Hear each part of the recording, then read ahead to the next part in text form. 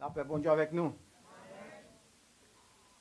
Comme nous t'ai annoncé tout à l'heure, pendant la prière, donc nous avons demain soir, Dieu voulant, toute l'église là. Pas dire c'est citoyen ou bien c'est pas mal en résident. Donc venez des frères nous, sœurs nous dans la prière. Demain soir, nous tous venons là, par ici, demain soir à 7 heures. Pour nous venir prier, nous ne pas prier pour malades, nous avons prié spécialement pour les gens qui ont TPS. Pour bon Dieu qui a changé les circonstances. Car nous, lorsque l'Éternel t'a dit qu'il va détruire Ninive, hein, et tu voyé Jonas aller pour aller prêcher l'évangile. Et lorsque roi, avec tout le monde dans le pays, tu t'entendais le message là, tu t'es repenti, tu descendu sous genoux, tu t'es prié, tu t'es descendu sous sac.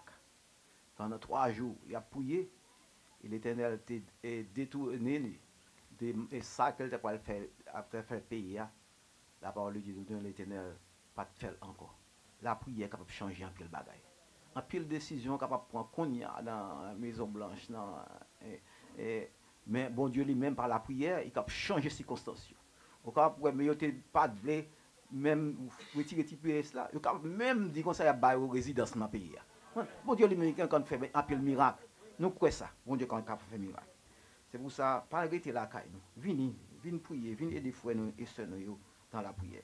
Et le Seigneur ne manquez pas béni nous en retour. Nous pourrons faire la lecture de la parole de Dieu dans Marc, chapitre 4, verset 35 à 41.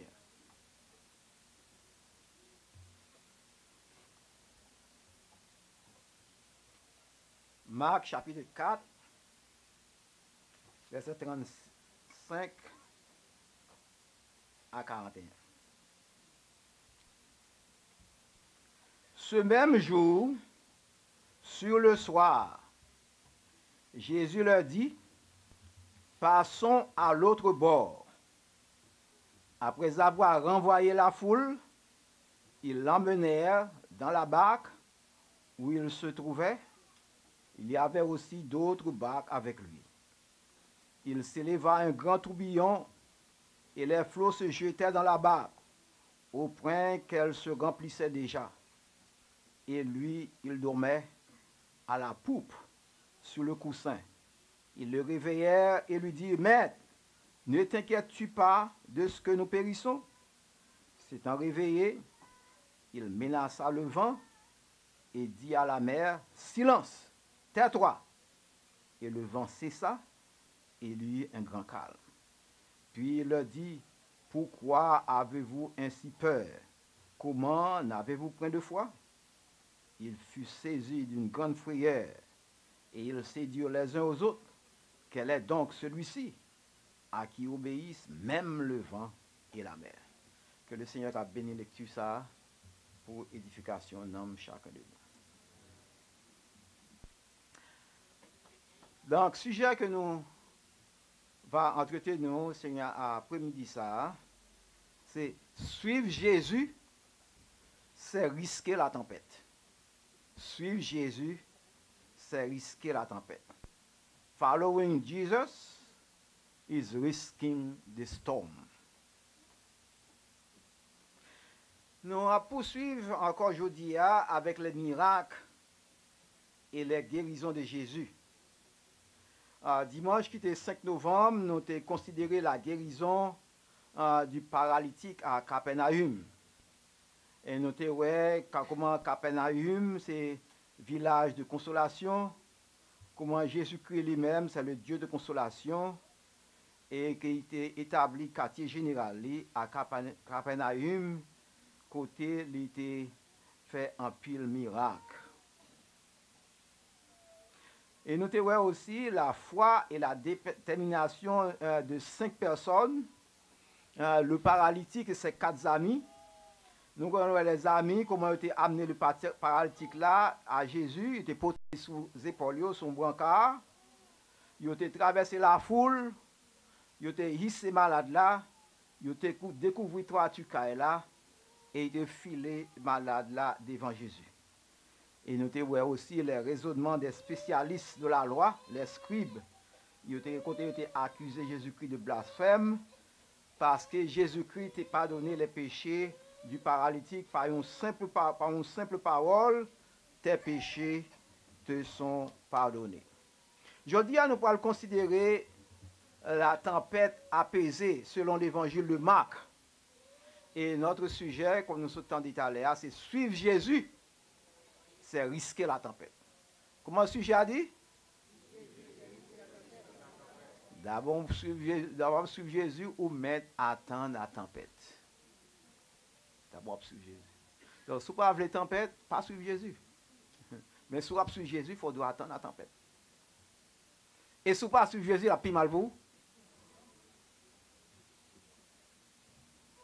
Donc, premièrement, nous pouvons considérer 3 points dans le message. Premièrement, l'invitation de Jésus aux disciples à le suivre. Deuxièmement, la tempête réservée aux disciples. Et troisièmement, les effets de la tempête sur les disciples. Invitation de Jésus aux disciples à le suivre.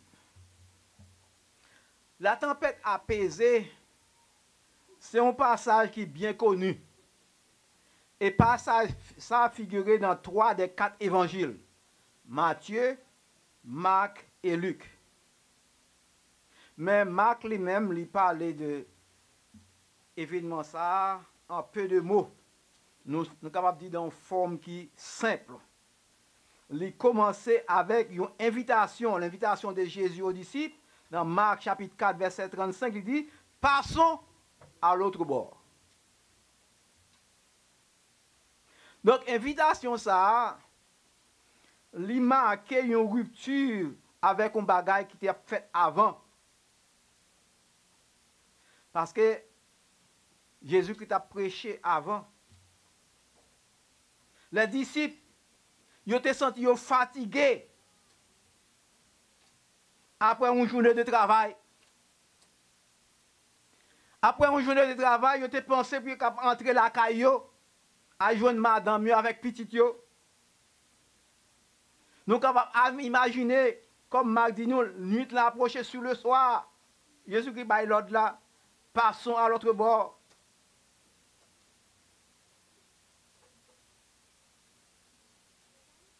Et Jésus invite eux pour traverser la mer de Galilée, pour aller dans l'autre endroit, dans l'autre territoire, le territoire des païens. Pour les Juifs, les eaux de la mer représentent le péché, ils représentent le mal. Parce que l'eau, c'est le lieu d'instabilité, en contraste avec la terre ferme, qui est le lieu de stabilité. Et Jésus lui invite les disciples pour être capable de déplacer, pour être capable de changer de position. Nous connaissons tout changement, quel que soit le changement qu'il y a, lui réserver des surprises. Quel que soit le changement. Ou quitter ce qu'on est pour aller côté au bagage côté ou pas qu'on est. C'est pour ça l'homme va aimer un changement. Parce que nous connaissons ça que nous gagnons. Nous ne connaissons ça nous pour joindre. Plutôt nous l'aide nous là. Tout le monde veut aller dans le ciel, mais personne ne veut mourir. Parce que nous connaissons ça, nous venons sur terre, nous ne connaissons pas ça dans le ciel. Personne ne veut mourir. Tout le monde veut aller dans le ciel, mais pas personne qui veut mourir. Mais nous devons changer de mentalité. Nous. Dans la vie, nous devons prendre risque dans la vie. Car la parole qui dit nous, qui ne risque rien, n'a rien. L'apôtre Paul dit, dans Romains chapitre 8, verset 28, toute chose concourt au bien de ceux qui aiment Dieu, de ceux qui sont appelés selon son dessein. Jésus demandait au pour passer de l'autre bord, passons de l'autre bord. Nous ne même pas connaître qui ça que nous n'avons pas joué. L'Éternel te dit à Abraham, quitte pays, quitte patrie, la voie côté, non côté pour l'aller. Mais il ne connaît pas, la Bible dit, Abraham levé, il est parti, il allait, sans qu'il ne connaisse qui côté pour aller. Jésus-Christ dit, passons de l'autre bord. Quel que soit ce qui attend nous durant la traversée sur la rive, Jésus-Christ dit, passons de l'autre bord. Et qui s'arrive?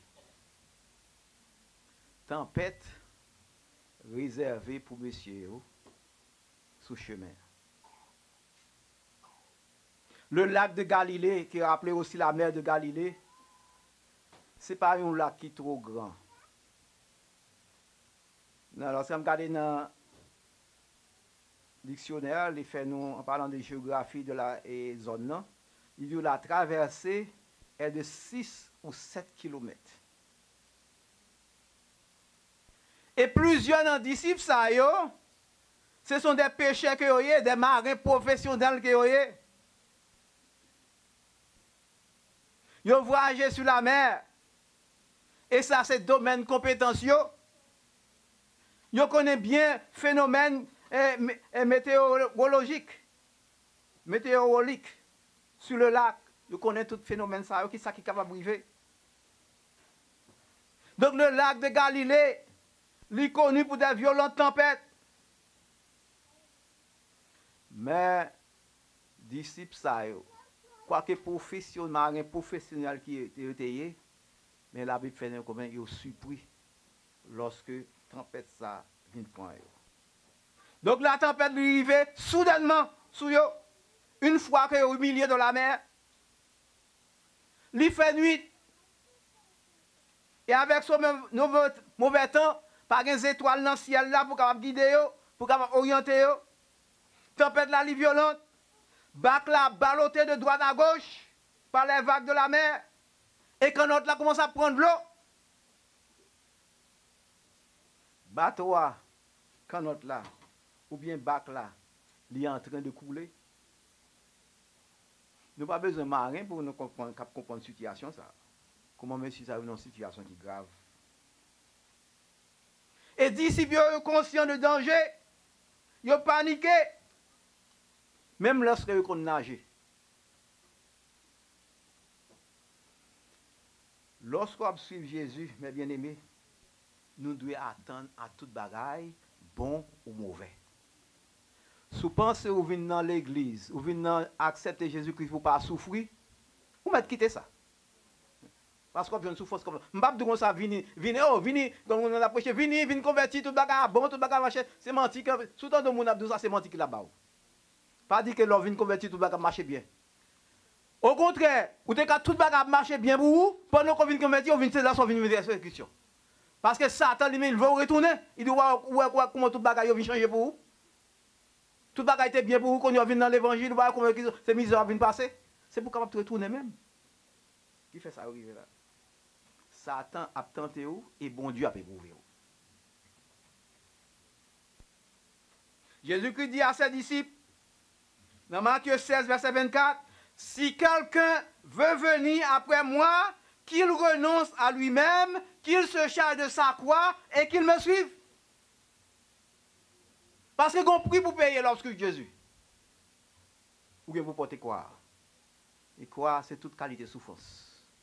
Parce que quoi m'a porté, ce n'est pas quoi qu'on va porter pour. Mais Jésus n'est pas jamais on croit qui au-delà de force. C'est ça la parole de Dieu nous dit. Mais tout le monde, il vous passer par la souffrance. Parce qu'il faut nous passer par l'épreuve. Suivre Jésus, ce n'est pas la voie la plus facile.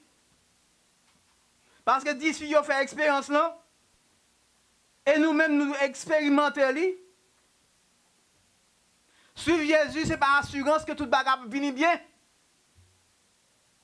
L'apôtre Paul dit dans 2 Timothée chapitre 3, verset 12, or, tous ceux qui veulent vivre pieusement en Jésus-Christ seront persécutés. Tout autre on va faire effort pour servir bon Dieu, puis bien, c'est plus on vient une persécution. Ou après, soit dans l'église, on marche copie-colle pour ce théâtre qu'on fait, on ne pas jamais une persécution. On ne pas ce théâtre qu'on joue. Mais si vous décidez vraiment pour servir bon Dieu, donc, j'ai une persécution. Parce que ça tape talonné. Parce que la parole de Dieu, Satan, a son compte, lion rougissant, la brode autour de nous, la chercher le monde pour le dévorer. C'est pour ça qu'on a besoin de rester dans la prière. C'est parce que là, dans l'église, on va devenir faire jouer l'église. On va devenir faire du théâtre dans l'église. On doit prendre l'évangile au sérieux. Cette y a toujours dit, servir bon Dieu, c'est bagaille qui est dangereux.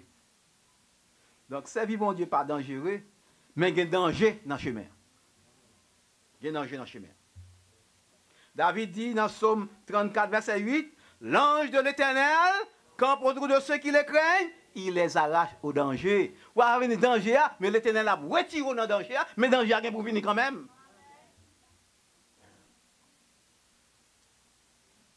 Le malheur atteint souvent les justes, Psaume 34, verset 20, mais l'Éternel l'en délivre toujours. Malheur a rien pour arriver, mais l'Éternel a rien pour délivrer quand même.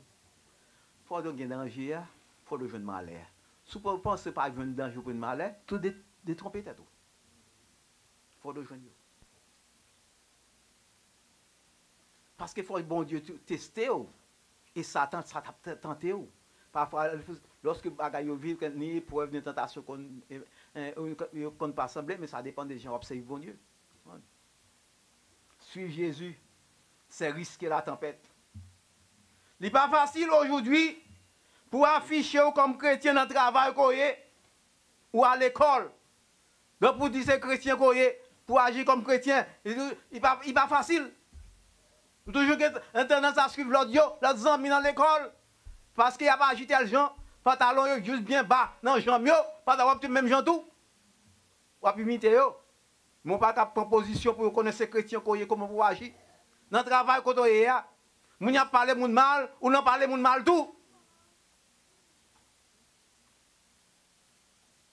Il y a volé les graines qui est dans le travail, il y a volé les graines qui est tout. Volé parfum. Déjà, tout consenti pas, il ne faut pas me pas faire encore. Mais on vole quand même. Parce que si vous ne pas faire ça, l'autre a fait, vous risquez pour moquer de vous-même, pour ne pas comprendre nous, pour mépriser vous. Dans ce cas, vous faites compromis avec vous-même. Suivre Jésus, c'est risquer la tempête. Ce n'est pas facile, difficile pour ne pas tricher dans l'examen. Car si vous ne pas tricher dans l'examen, vous perdez une chance pour gagner meilleure note. Parce que si vous êtes honnête, ou pas tricher, ou avez une mauvaise note. Ou pas passer classe là. Donc, on copier. Suivre Jésus, c'est risquer la tempête. C'est difficile pour qu'on intègre. Tout le monde a fait lui, donc on est capable de faire le tout. Et si vous ne pas faire, vous risquez de perdre un avantage, vous risquez de perdre l'argent, vous risquez de arrêter dans la légalité. Parce que l'OPC fait tout bagaille droite, conseiller des avantages qu'on n'est pas capable de joindre. On a un coup de langue pour joindre telle position pour tel job. Bon, là, il a un coup de langue là, il joint lui, mais vous-même, est-ce que vous avez un coup de langue là? Pourquoi est-ce que vous n'avez pas un coup de langue là? Ou pas joindre lui? Donc, c'est risquer la tempête. Donc, suivre Jésus, c'est risquer la tempête. Suivre Jésus, c'est risquer la tempête. Donc, il est difficile pour qu'une proposition contre l'homosexualité. Ça pense à Abgado comme aguerri. Suivre Jésus, c'est risquer la tempête. Il est difficile pour qu'on demander pardon. Il est difficile pour qu'on faire excuse. Il est difficile pour qu'on reconnaisse tort. Il est difficile pour qu'on reconnaisse faiblesse. Car si vous faites excuse, si vous demandez pardon, les autres risquent pour abaisser pour mettre bien bas. Suivre Jésus, c'est risquer la tempête. Jésus pas jamais promettre une vie tranquille lorsqu'on va suivre lui. Ou pas doit attendre à un accueil triomphal lorsque on va annoncer l'évangile. Ou pas doit attendre pour tout le monde à acclamer ou. Je dis à grand monde dans l'église qui a pensé, il a fait tout le monde plaisir. Ou pas qu'à faire tout le monde plaisir. Soit pas essayer de faire tout le monde plaisir ou pas prêcher l'évangile. Parce qu'il faut dire la vérité, lorsque il ne faut pas qu'il pas bon, pour dire ça pas bon. Il faut dire lorsque il y a punition, punissile. Donc, il ne pas joindre acclamation, ou pas plaire tout le monde lorsqu'on fait l'évangile.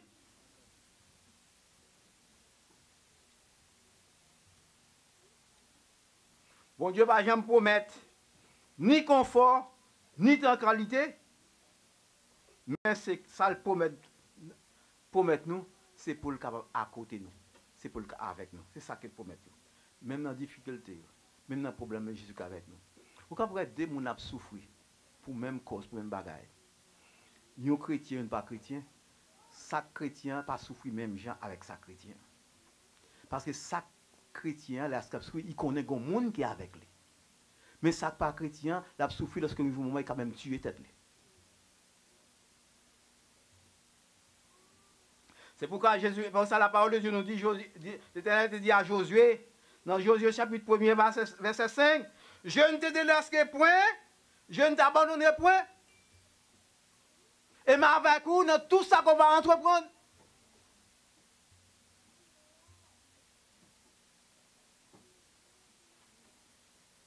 Quand on a parlé les effets de la tempête sur les disciples. Quand il y a nous disciples au milieu de la mer, donc tempête l'a déclenché, vent déchaîné, vague en fureur, bateau à bac la rempli de l'eau, il prêt à couler, et disciples paniqués. Et Jésus, qui était capable là pour aider eux, qui s'est arrivé, Jésus qui a dormi à la poupe. La poupe, c'est arrière du bateau. Par exemple, on parle de la poupe. Dans le bateau, on a les poupes et proue.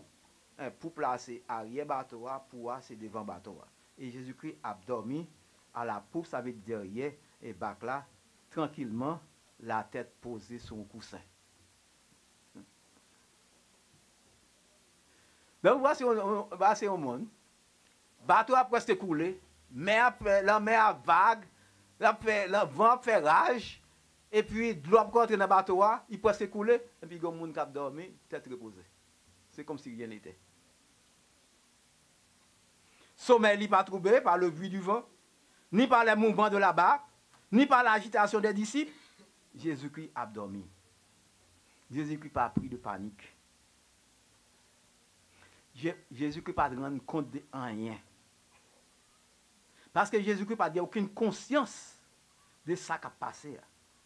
Et c'est ça qui fait la différence entre l'attitude des disciples et celle de Jésus.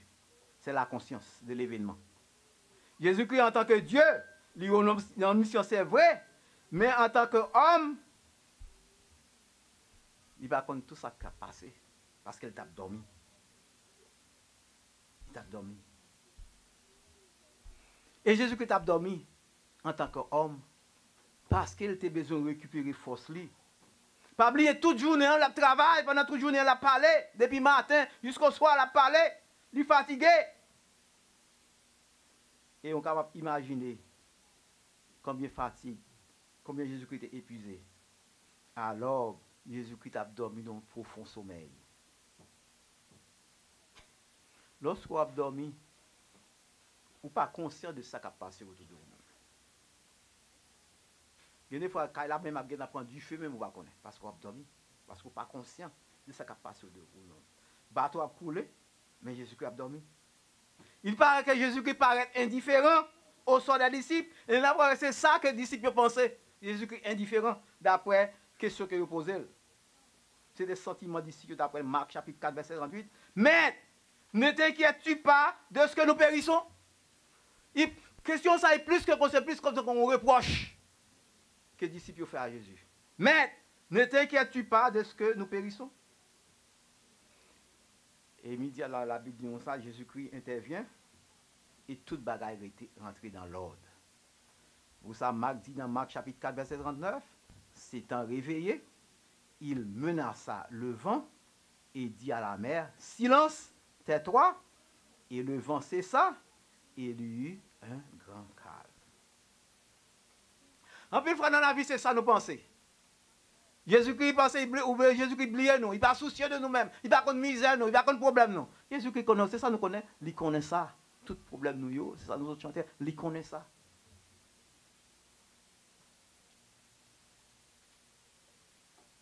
Jésus lui met des éléments naturels.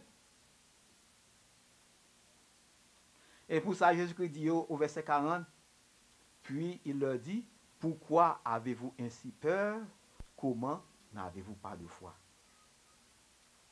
Donc, nous avons dit la peur des disciples, mais bien, son bagage qui était naturel. Parce que après, nous qui là, si nous sommes en position, ça, nous pas de paix. Vent, l'armée, a coulé, disciples, et marin, yo même qui expect que yo paniqué, et puis nous-mêmes, nous pouvons pas paniquer. Si nous t'avons dit ne pas paniquer, nous n'avons pas sincère entre nous-mêmes. Moi-même, si nous t'avons paniqué. Parce que c'est un bagage naturel. La peur des disciples est naturelle. Jésus n'a pas de peur lui-même parce qu'il n'a pas conscient de ce qui a passé, parce qu'il a dormi. Parce que l'on a dormi ou pas inconscient, ou pas connaître ce qui a passé autour de vous-même. Et la foi que Jésus te demande aux disciples, c'est la confiance que vous devez gagner. Même lui-même qui te dit passons à l'autre bord, nous connaissons la privé l'autre bord. Parce que c'est lui qui te dit nous passons à l'autre bord. C'est foi ça que Jésus-Christ me voulait disciples te gagner. Puisqu'il te dit passons à l'autre bord, nous devons connaître qui a privé l'autre bord. C'est confiance que nous te gagné, toute bagaille qui commençait bien, il est pour finir bien. En dépit des difficultés, en dépit des problèmes, qui est capable de priver sous chemin. Quelle que soit la gravité des dangers qui te menacent. Et c'est foi ça que Jésus-Christ demande nous aujourd'hui. Foi que nous commençons, tout bagaille bien fini. Où est building ça que nous commençons? Nous ne pouvons pas gagner l'argent pour nous finir, mais nous connaissons même si nous commençons bien, la finir bien. C'est foi ça que nous devons gagner. Même lorsque nous sommes au milieu d'un tempête, lorsque nous sommes au milieu de difficultés, nous ne pouvons pas jouer de l'argent pour nous demander pour nous satisfaire des demandes, mais nous connaissons, mon Dieu qui t'a commencé à gagner pour finir.